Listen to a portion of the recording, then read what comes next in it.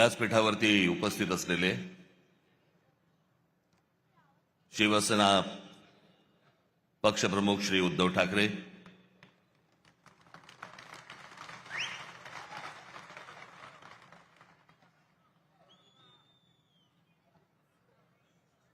माझे मित्र आणि शिवसेनेचे नेते श्री संजय राऊत, इतर सर्व मान्यवर आणि माया जमलेल्या सर्व तमाम मराठी बांधवांनो, भगिनींनो आणि मातांनो,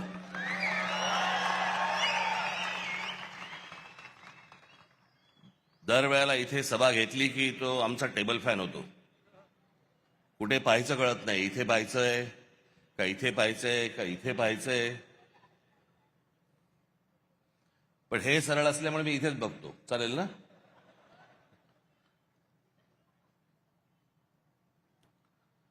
आज निवडणूक एका शेवटच्या टप्प्यावरती येऊन ठेपलेली आहे.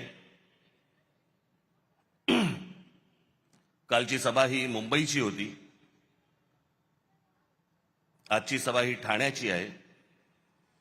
उद्या सायंकाळी 5 वाजता सगळा प्रचार थांबेल, संपेल आणि मग सरकारकडनं घराघरात पैसे वाटायला सुरुवात होईल. ती आधी झाली आहे सुरुवात. भारतीय जनता पक्षाचे लोक पैसे वाटतायत आणि शिंदेचे लोक पकडतायत. काय चालू आहे सरकारात तेच कळत नाही.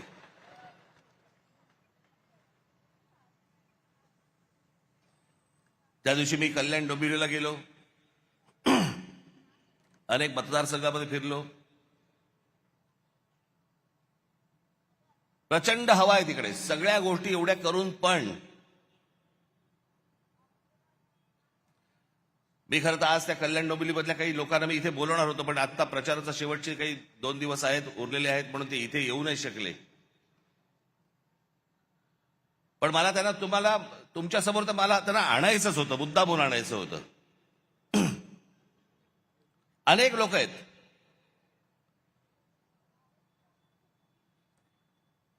आज घराघरामध्ये 5-5 हजार रुपये वाटतात मतांसाठी.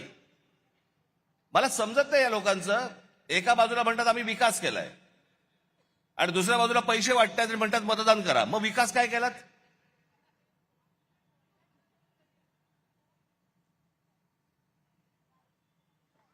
मला घेणाऱ्यांची चिंता आहे, देणाऱ्यांची नाही.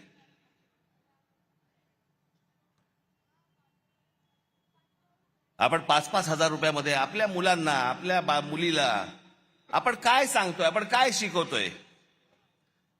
ते उद्या ज्यावेळेला समाजात जाणार त्यावेळेला ते काय म्हणणार? माझा बाप विकला गेला, माझी आई विकली गेली,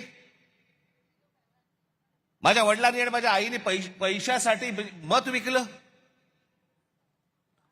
उद्या ती मुलं असतील, त्या मुलं मुलींचे त्यांचे कोणीतरी मित्रपरिवार असेल, ते काय म्हणतील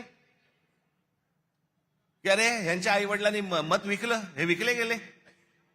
विकले जातात. त्या कल्याण डोंबिवलीमध्ये बाजार, गुलामांचा बाजार असायचा ना पूर्वी. गुलामांचा बाजार मांडलेला असायचा, तसा गुलामांचा बाजार मांडला होता.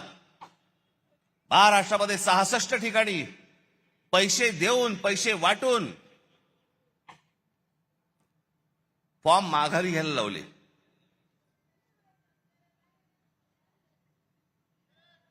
त्या दिवशी मी माझ्या नाशिकच्या सभेमध्ये मी बोललो होतो, वेडे पैसे झालेत, वेडे पैसे. त्या दिवशी एका ठिकाणी तर कोणी त्या एका माणसाने ते काय स्क्रुटिनी असते, समोरच्याचा एबी फॉर्म गिळून टाकला. बरं दिवस नव्हता, एखाद दिवस मिळाला असं दुसऱ्या दिवशी वाट तरी बघता आली असती. एबी फॉर्म पडेल, एबी फॉर्म पडेल. इथपर्यंत गेलात तुम्ही. विकले जातायत काय, एबी फॉर्म गिळतायत काय. त्या सोलापूरला एखादा खून झाला आमच्या माणसाचा, आमच्या विद्यार्थी सेनेचा, तो तिथला शहर अध्यक्ष होता, त्याचा खून केला फॉर्म मागे घेण्यासाठी. म्हणून इथपर्यंत सरकार चाललंय. पोलीस हताश, कोर्टाकडे तर बघायलाच नको. हे कोणतं राज्य आहे? बिनधास्त सगळ्या गोष्टी सुरू आहेत. मला ती, म्हणून मी मगाशी म्हटलं ना, मला ती माणसं आणायची होती. ती त्या प्रचारामध्ये बिचारे गुंतलेत, त्याच्यामुळे मला इथे त्यांना बोलवता नाही आलं.